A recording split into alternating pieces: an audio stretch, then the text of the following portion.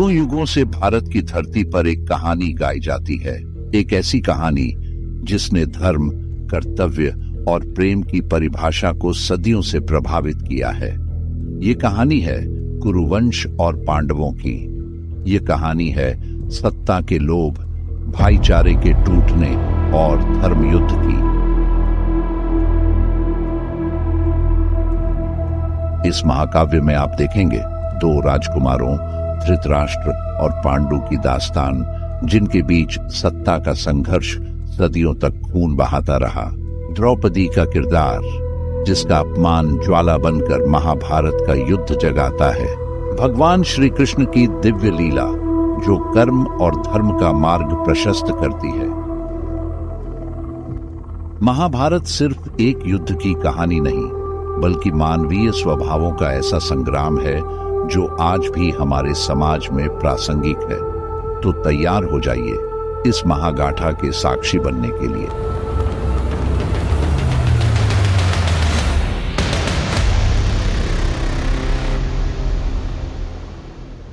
समय की धारा में अनगिनत कहानियां बहती हैं, पर कुछ कहानियां ऐसी होती हैं जो युगों को पार कर लेती हैं। एक ऐसी ही अमर गाथा की शुरुआत होती है हस्तिनापुर के राजा शांतनु से। राजा शांतनु शिकार के शौकीन थे। एक दिन वह गंगा नदी के किनारे शिकार के लिए निकले।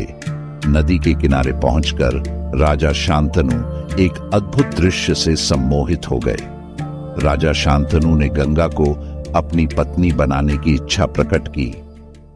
गंगा बोली, राजन, आपकी पत्नी होना मुझे स्वीकार है, पर इससे पहले आपको मेरी शर्तें माननी होंगी। क्या आप मानेंगे? अवश्य। राजा शांतनु ने गंगा की सारी शर्तें मान ली और वचन दिया कि वह उनका पूर्ण रूप से पालन करेंगे। समय पाकर गंगा से शांतनु के कई तेजस्वी पुत्र हुए, परंतु गंगा ने उनको जीने नहीं दिया। बच्चे के पैदा होते ही वह उसे नदी की बहती हुई धारा में फेंक देती थी और फिर हंसती मुस्कुराती राजा शांतनु के महल में आ जाती थी। अज्ञात सुंदरी के इस व्यवहार से राजा शांतनु चकित रह जाते। उनके आश्चर्य और क्षोभ का पारावार न रहता। शांतनु वचन दे चुके थे, इस कारण मन मसोस कर रह जाते थे। 7 बच्चों को गंगा ने इसी भांति नदी की धारा में बहा दिया। 8वां बच्चा पैदा हुआ। गंगा उसे भी लेकर नदी की तरफ जाने लगी। शांतनु से न रहा गया। बोले, मां होकर अपने नादान बच्चों को अकारण ही क्यों मार दिया करती हो? यह घृणित व्यवहार तुम्हें शोभा नहीं देता है। राजा की बात सुनकर गंगा मन ही मन मुस्कुराई, परंतु क्रोध का अभिनय करती हुई बोली, राजन, क्या आप अपना वचन भूल गए हैं? मालूम होता है कि आपको पुत्र से ही मतलब है, मुझसे नहीं। आपको मेरी क्या परवाह है? ठीक है, पर शर्त के अनुसार मैं अब नहीं ठहर सकती। हाँ, आपके इस पुत्र को मैं नदी में नहीं फेंकूंगी। इस अंतिम बालक को मैं कुछ दिन पालूंगी और फिर पुरस्कार के रूप में आपको सौंप दूंगी। यह कहकर गंगा बच्चे को साथ लेकर चली गई। दरअसल वह पुत्र कोई आम बालक नहीं थे। वे वसु थे, जिन्होंने ब्रह्मा जी के श्राप के कारण पृथ्वी लोक पर जन्म लिया था, परंतु राजा शांतनु इस बात से अनजान थे। गंगा के चले जाने से राजा शांतनु का मन विरक्त हो गया।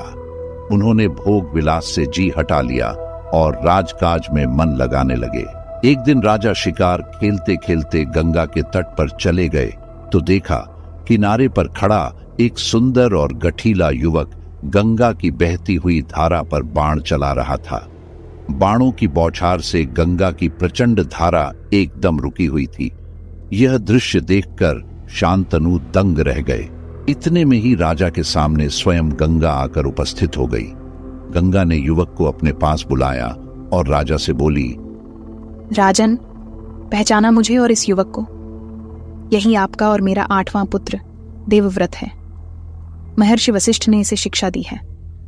शास्त्र ज्ञान में शुक्राचार्य और रण कौशल में परशुराम ही इसका मुकाबला कर सकते हैं। ये जितना कुशल योद्धा है, उतना ही चतुर राजनीतिज्ञ भी है। आपका पुत्र मैं आपको सौंप रही हूं। अब ले जाइए इसे अपने साथ। गंगा ने देवव्रत का माथा चूमा और आशीर्वाद देकर राजा के साथ उसे विदा कर दिया। तेजस्वी पुत्र को पाकर राजा प्रफुल्लित मन से नगर को लौटे और देवव्रत राजकुमार के पद को सुशोभित करने लगे। 4 वर्ष और बीत गए। एक दिन राजा शांतनु यमुना तट की ओर घूमने गए तो वहां अप्सरा सी सुंदर एक तरुणी खड़ी दिखाई दी। तरुणी का नाम सत्यवती था। गंगा के वियोग के कारण राजा के मन में जो विराग छाया हुआ था वह इस तरुणी को देखते ही विलीन हो गया। उस सुंदरी को अपनी पत्नी बनाने की इच्छा उनके मन में बलवती उठी और उन्होंने सत्यवती से प्रेम याचना की। सत्यवती बोली, मेरे पिता मल्लाहों हैं, पहले उनकी अनुमति ले लीजिए, फिर मैं आपकी पत्नी बनने को तैयार हूँ। राजा शांतनु ने जब अपनी इच्छा उन पर प्रकट की तो केवटराज ने कहा, आपको मुझे एक वचन देना पड़ेगा। जो मांगोगे दूंगा, यदि वह मेरे लिए अनुचित न हो। आपके बाद हस्तिनापुर के राज सिंहासन पर मेरी लड़की का पुत्र बैठेगा। इस बात का आप मुझे वचन दे सकते हैं? केवटराज की शर्त राजा शांतनु को नागवार लगी। गंगा सूत को छोड़कर अन्य किसी को राजगद्दी पर बैठाने की कल्पना तक उनसे न हो सकी। निराश और उद्विग्न मन से वह नगर की ओर लौट आए। किसी से कुछ कह भी न सके, पर चिंता उनके मन को कीड़े की तरह कुतर कुतर कर खाने लगी। देवव्रत ने देखा कि उसके पिता के मन में कोई न कोई व्यथा समाई हुई है। एक दिन उसने शांतनु से पूछा, पिताजी, संसार का कोई भी सुख ऐसा नहीं है जो आपको प्राप्त न हो, फिर भी इधर कुछ दिनों से आप दुखी दिखाई दे रहे हैं। आपको किस बात की चिंता है? यद्यपि शांतनु ने गोलमोल बातें बताईं, फिर कुशाग्र बुद्धि देवव्रत को बात समझते देर न लगी। उन्होंने राजा के सारथी से पूछताछ करके उस दिन केवटराज से यमुना नदी के किनारे जो कुछ बातें हुई थी उनका पता लगा लिया। पिताजी के मन की व्यथा जानकर देवव्रत सीधे केवराज के पास गए और उनसे कहा कि वह अपनी पुत्री सत्यवती का विवाह महाराज शांतनु से कर दें। केवटराज ने वही शर्त दोहराई जो उन्होंने शांतनु के सामने रखी थी। देवव्रत ने कहा, यदि आपकी आपत्ति का कारण यही है तो मैं वचन देता हूं कि मैं राज्य का लोभ नहीं करूंगा। सत्यवती का पुत्र ही मेरे पिता के बाद राजा बनेगा। केवटराज इससे संतुष्ट न हुए। उन्होंने और दूर की सोची। बोले, आर्यपुत्र, इस बात का मुझे पूरा भरोसा है कि आप अपने वचन पर अटल रहेंगे, किंतु आपकी संतान से मैं वैसी आशा कैसे रख सकता हूं? आप जैसे वीर का पुत्र भी तो वीर ही होगा। बहुत संभव है कि वह मेरे नाती से राज्य छीनने का प्रयत्न करे। इसके लिए आपके पास क्या उत्तर है? केवटराज का प्रश्न अप्रत्याशित था। उसे संतुष्ट करने का यही अर्थ हो सकता था कि देवव्रत अपने भविष्य का भी बलिदान कर दें, किंतु पितृभक्त देवव्रत इससे जरा भी विचलित नहीं हुए। गंभीर स्वर में उन्होंने यह कहा, मैं जीवन भर विवाह नहीं करूंगा, आजन्म ब्रह्मचारी रहूंगा, मेरे संतान ही न होगी। अब तो तुम संतुष्ट हो? किसी को आशा न थी कि तरुण कुमार ऐसी कठोर प्रतिज्ञा करेंगे। देवव्रत ने भयंकर प्रतिज्ञा की थी, इसलिए उस दिन से उनका नाम ही भीष्म पड़ गया। केवटराज ने सानंद अपनी पुत्री को देवव्रत के साथ विदा किया। सत्यवती से शांतनु के 2 पुत्र हुए, चित्रांगद और विचित्रवीर्य। शांतनु के देहावसान पर चित्रांगद हस्तिनापुर के सिंहासन पर बैठे और उनके युद्ध में मारे जाने पर विचित्रवीर्य। सत्यवती के पुत्र चित्रांगद बड़े ही वीर परंतु स्वेच्छाचारी थे। एक बार किसी गंधर्व के साथ युद्ध हुआ, उसमें वह मारे गए। उनके कोई पुत्र न था, इसलिए उनके छोटे भाई विचित्रवीर्य हस्तिनापुर की राजगद्दी पर बैठे। विचित्रवीर्य की आयु उस समय बहुत छोटी थी, इस कारण उनके बालिग होने तक राजकाज भीष्म को ही संभालना पड़ा। जब विचित्रवीर्य विवाह के योग्य हुए तो भीष्म को उनके विवाह की चिंता हुई।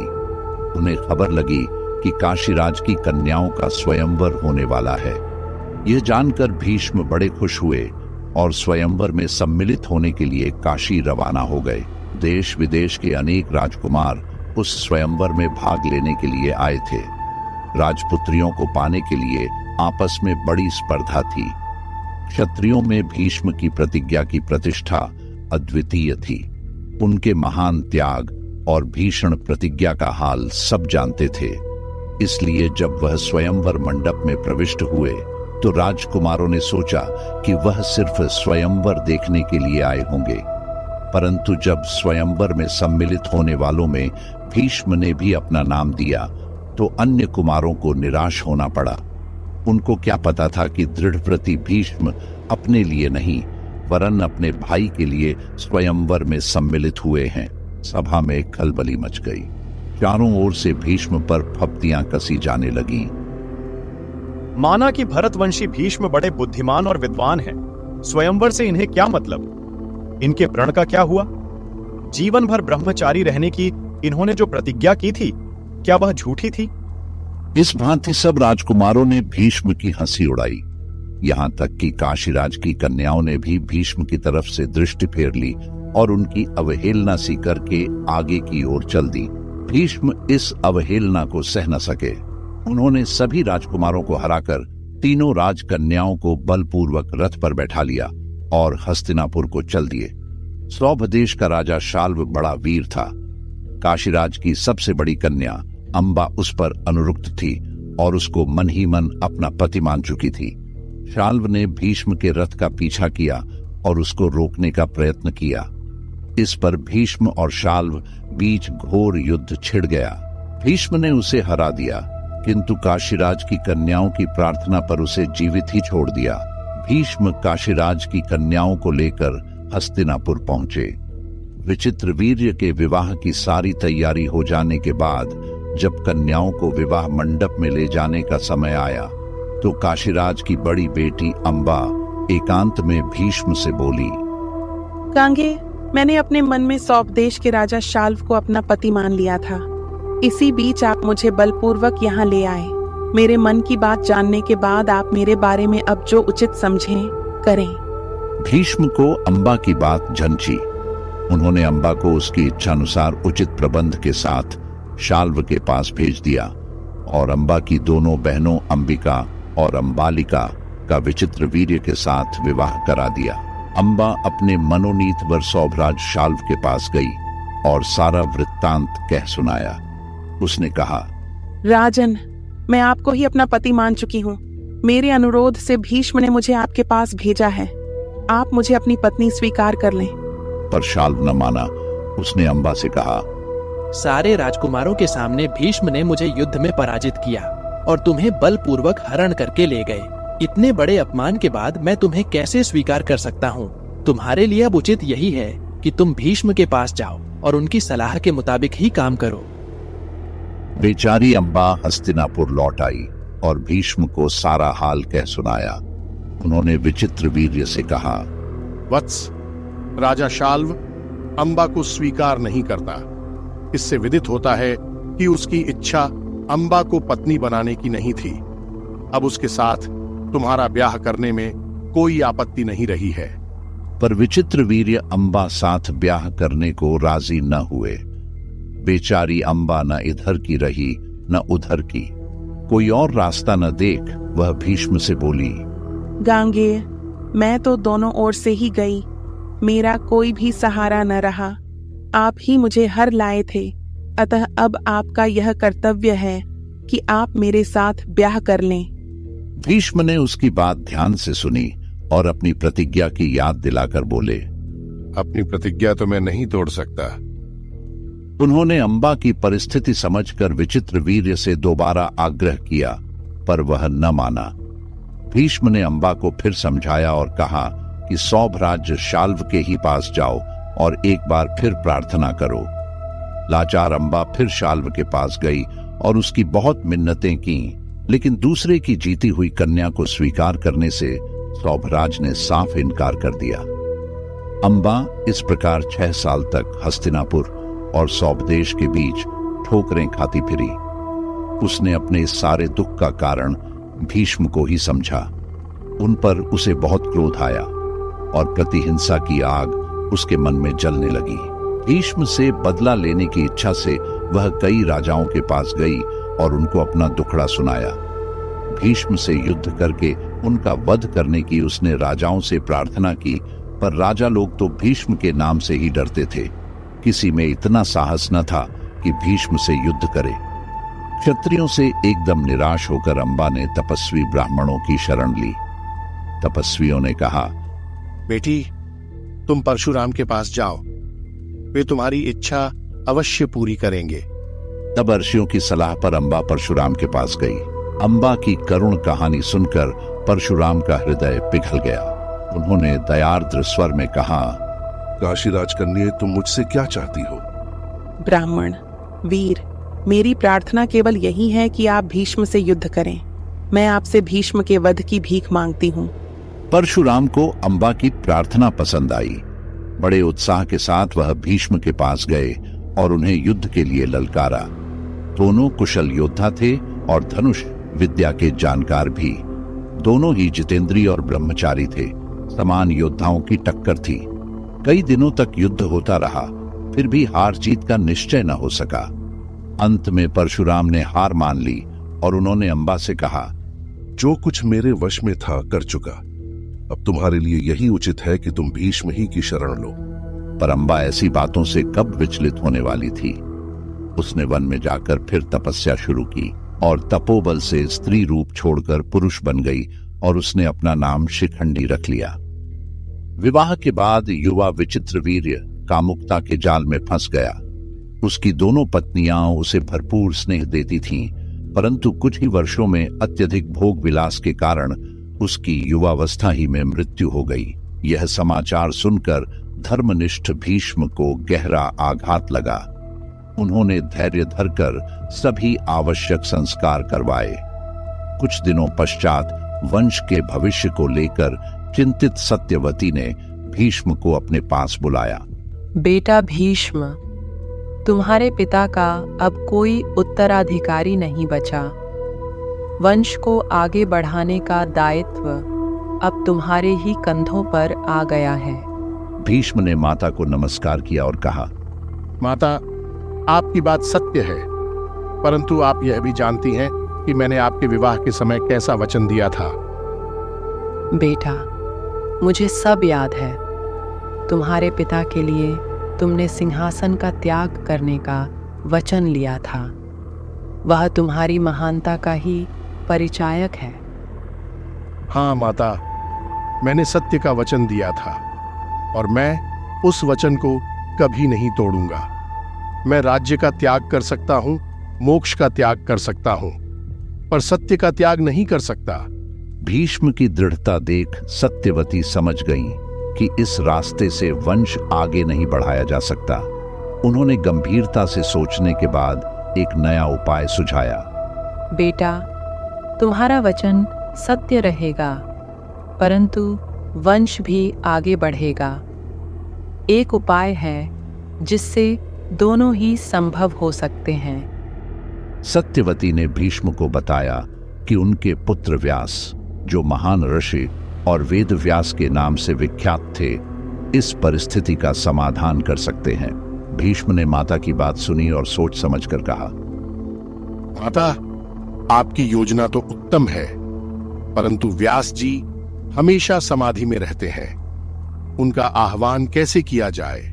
चिंता मत करो बेटा, मैं स्वयं व्यास जी को बुलाने के लिए तपस्या करूंगी। कुछ दिनों की कठिन तपस्या के बाद सत्यवती की तपस्या सफल हुई। महर्षि व्यास प्रकट हुए और पूछा, माता, आपने मुझे क्यों बुलाया है? सत्यवती ने विचित्र वीर्य की मृत्यु और वंश के भविष्य के बारे में बताया।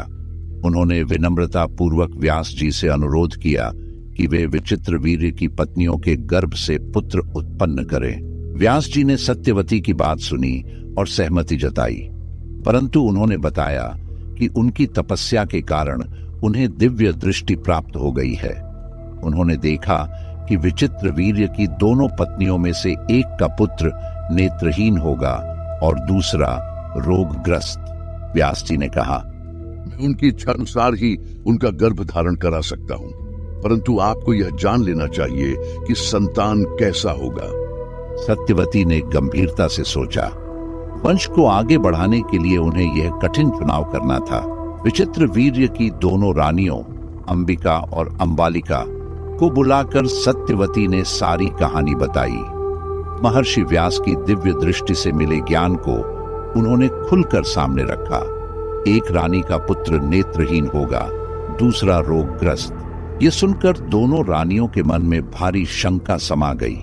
उन्हें समझ नहीं आ रहा था कि किस मार्ग का चुनाव करें। अंबिका, जो सौंदर्य के प्रति अत्यधिक सजग थी, नेत्रहीन पुत्र की कल्पना से ही सिहर उठी। वहीं अंबालिका, जो शारीरिक रूप से कमजोर थी, रोगी संतान के विचार से भयभीत हो गई। यह देखते हुए सत्यवती ने उन्हें समझाया, बेटियों, यह समय निर्णय लेने का है। वंश के भविष्य के लिए किसी एक को आगे आना होगा। कुछ देर विचार करने के बाद अंबिका ने कहा, माता, मैं व्यास जी के समक्ष उपस्थित होने के लिए तैयार हूँ। सत्यवती ने सबसे पहले अंबिका को व्यास जी के समक्ष उपस्थित होने के लिए कहा। अंबिका को व्यास जी का भव्य और तेजस्वी रूप देखकर भय लगने लगा। उनकी आंखों में असीम ज्ञान का समंदर लहरता हुआ प्रतीत हो रहा था। जब व्यास जी ने उन्हें स्पर्श दिया तो अत्यधिक भय के कारण अंबिका ने अपनी आंखें बंद कर लीं। व्यास जी ने समझ लिया कि शायद यही अंबिका की इच्छा है। कुछ समय पश्चात अंबिका ने एक पुत्र को जन्म दिया। जन्म के समय ही यह स्पष्ट हो गया कि व्यास जी की दिव्य दृष्टि सत्य थी। बालक स्वस्थ तो था, परंतु जन्मजात अंधा था। इस पुत्र का नाम धृतराष्ट्र रखा गया। अंबिका के पुत्र के जन्म के बाद भी वंश के भविष्य को लेकर चिंता बनी रही। सत्यवती ने अंबालिका को व्यास जी से मिलने का आग्रह किया। अंबालिका भी अंबिका की तरह ही व्यास जी के दिव्य रूप से भयभीत हो गई। व्यास जी के समक्ष उपस्थित होने के समय उनका पूरा शरीर कांप रहा था। जब व्यास जी ने उन्हें स्पर्श दिया तो अत्यधिक भय के कारण अंबालिका का रंग पीला पड़ गया। कुछ समय पश्चात अंबालिका ने एक पुत्र को जन्म दिया। यह पुत्र भी स्वस्थ था, परंतु जन्मजात ही उसका शरीर पीला था, मानो वह किसी गंभीर रोग से ग्रस्त हो। इस प्रकार पांडु का जन्म हुआ। पांडु का पूरा जीवन इसी रोग से ग्रस्त रहने का श्राप बन गया, परंतु राज्य के उत्तरदायित्व की चिंता अभी भी बानी हुई थी। परंतु इस बार दोनों रानियों में से किसी में भी आर्षि व्यास के समक्ष जाने का साहस नहीं था। जब व्यास से मिलने का समय आया तब रानियों ने अपने स्थान पर एक दासी को उनके समक्ष भेज दिया। दासी ने बिना किसी डर या हिचकिचाहट के व्यास जी का सामना किया। इस प्रकार व्यास जी के आशीर्वाद से दासी ने गर्भ धारण किया। कुछ समय बाद एक और पुत्र पैदा हुआ। यह बालक न सिर्फ स्वस्थ और बलवान था, बल्कि ज्ञान और नीति में भी निपुण था। उसका नाम विदुर रखा गया। विदुर धर्मराज युधिष्ठिर के समान ही धर्मपरायण और न्यायप्रिय थे। वे सदैव सत्य का मार्ग अपनाते थे और अपनी प्रजा के हित में कार्य करते थे। इस प्रकार भाग्य के चक्र ने अजीब मोड़ लिया। व्यास जी, अंबिका, अंबिका की दासी और सत्यवती के त्याग और बलिदान से धृतराष्ट्र, पांडु और विदुर का जन्म हुआ। ये तीनों पुत्र हस्तिनापुर के इतिहास में एक महत्वपूर्ण भूमिका निभाते थे, परंतु उनके जन्म का रहस्य ही भविष्य में आने वाले संघर्षों का बीज बन गया।